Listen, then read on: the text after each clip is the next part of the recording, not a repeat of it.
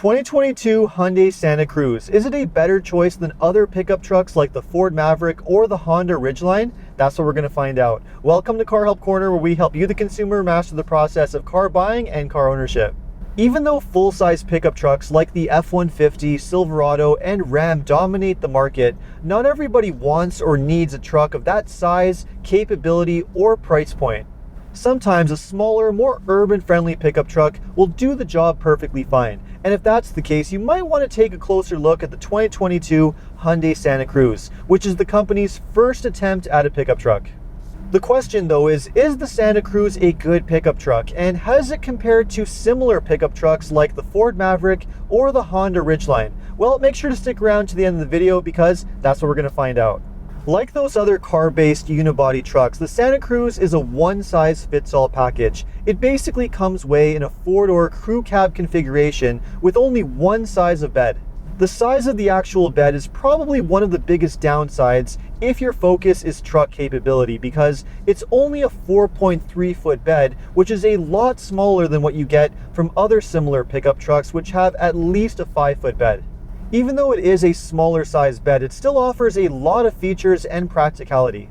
For one thing, it is a full composite bed, which is great for durability, and it also includes a built-in cover that you can slide out of the way and even lock in place to keep your items secure. You also get plenty of useful features back there, like an AC outlet, light beds, a lockable underfloor storage bin with additional storage bins along the side, and a rail cleat system with tie downs. And even though you will need to fold down the tailgate in order to fit larger objects, there's still plenty of space back there, including enough space for 4 feet sheets of plywood, which is really great to see. Now, because this isn't a body-on-frame truck, you might need to readjust your expectations a little bit in terms of what it's capable of. But even so, it does have a pretty decent towing capacity of up to 5,000 pounds, which makes it a match for the Honda Ridgeline and puts it well ahead of the Ford Maverick. That towing capacity is largely thanks to a turbocharged 2.5-liter 4-cylinder engine that makes 281 horsepower and 311 pound-feet of torque. That's more power than you get from the optional EcoBoost engine in the Ford Maverick, and also more power than the 3.5-liter V6 in the Ridgeline, and you can definitely feel it because this is a pretty powerful truck with solid acceleration. The turbo comes matched to an 8-speed dual-clutch automatic transmission and standard all-wheel drive. Now, you can get a base naturally aspirated 4-cylinder engine in the States that produces 191 horsepower and 181 pound-feet of torque, with a choice between either front-wheel drive or all-wheel drive. Now, I haven't had a chance to try the base naturally aspirated engine, but I have sampled it in the very similar Tucson SUV, which is basically the platform cousin to the Santa Cruz, and I can tell you that it's a pretty underpowered engine, so I can't imagine it would be all that great in the Santa Cruz. Whichever drivetrain configuration you go with, the Santa Cruz achieves more or less the same fuel economy, anywhere from 20 to 25 miles per gallon, or around 9 to 13 liters per 100 kilometers. Now, that's pretty good fuel economy for a pickup truck, but if your priority is fuel efficiency and saving money, then you're definitely going to want to take a closer look at the base Ford Maverick, which uses a hybrid drivetrain that's capable of up to 40 miles per gallon, or around 6 liters per 100 kilometers.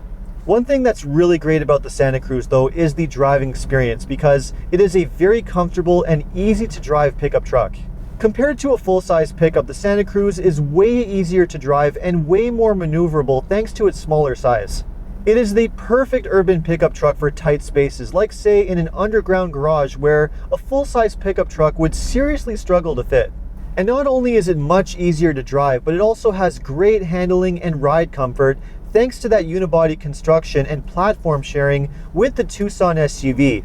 It's actually pretty difficult to tell that you're even driving a pickup truck, because from behind the wheel this really feels like an SUV. The only giveaway is the rear window right behind the back headrests with the sliding glass.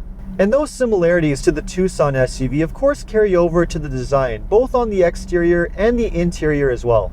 The interior of the Santa Cruz is an exact carryover of what you get inside of the Tucson, which is both a good and bad thing.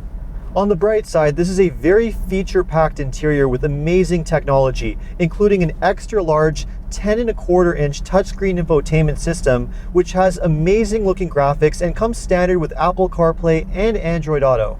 Not only is it feature-packed and looks amazing, but it's also pretty intuitive and easy to use, although it would be nice to see some actual buttons and knobs to complement the touch-sensitive controls. In addition to the center touchscreen, you also get a second screen behind the steering wheel for all of your instrument gauges. Like the center screen, this is also a very sharp-looking display, and it's even customizable depending on which drive mode that you're in. The Santa Cruz has pretty much the same options list that's available in the Tucson, which is pretty extensive. This top trim model that I'm testing, for example, comes with a heated steering wheel, heated and ventilated front seats, a premium sound system, a great high-res backup camera, and lots of great connectivity and active safety features as well. I think all of the great features and tech that you can get in the Santa Cruz is one of its standout qualities when compared to the Maverick or Ridgeline, which definitely lag behind by comparison. But even though this is a seriously feature-packed truck when compared to the Maverick or Ridgeline, there are a few usability issues that hold it back just a little bit. For example, most of the features are controlled using this gloss black center panel, which not only shows a lot more dust and fingerprints, but it's also a lot more finicky to use than just regular buttons and knobs. And even though this is a very well put together interior with high quality materials and really nice finishes, it's not the most spacious pickup truck in the segment. The back seats in particular are a little bit on the tight side with not a whole lot of legroom when compared to the Tucson or the Ridgeline. And that brings us to the pricing. Now, when compared to the Maverick or the Ridgeline, the Santa Cruz is somewhere in the middle. It's priced between $27,000 and $42,000 depending on the drivetrain and trim level that you go with. In Canada, the pricing is noticeably higher, between $40,000 and $47,000, mostly due to the fact that you only get one drivetrain, the turbo engine with all-wheel drive. That puts the Santa Cruz right in between the Maverick and the Ridgeline in terms of pricing, which might sound like it's the sweet spot, but it might not be the right pickup truck for you depending on what you're looking for. For example, if you're just looking for a simple, basic pickup truck that's affordably priced and is going to save you a lot of money, then you're probably going to be better served by the base Ford Maverick with the hybrid drivetrain. Not only does it cost a lot less money, but it's also a lot more fuel efficient thanks to that hybrid system. And on the other end of the scale, if you're looking at one of the higher trims of the Santa Cruz, the pricing does get very close to that of the Honda Ridgeline, which is not only a larger, more capable pickup truck, but it's also one that has a much better reputation when it comes to durability and longevity. The Ridgeline has built a very strong reputation when it comes to its long-term reliability, and it also has very strong resale value as well for the same reason. So if you're looking for a pickup truck that's not only more spacious and more capable, but also one that's proven to last a very long time, then the Ridgeline is definitely the one to have. The same argument could also be made for the Toyota Tacoma or the Nissan Frontier, both of which have excellent reputations for long-term reliability as well. They are also far more off-road capable, so if you were buying a pickup truck to take off-roading once in a while, then something like the Tacoma would be a much better option to go with. But even though every truck I mentioned has its strengths, I could really see why someone would be really drawn to the Santa Cruz, which is definitely a very good truck in many ways. Not only is it very well designed with great performance and lots of great features and technology, but it's also a very user-friendly pickup truck that's very easy to drive.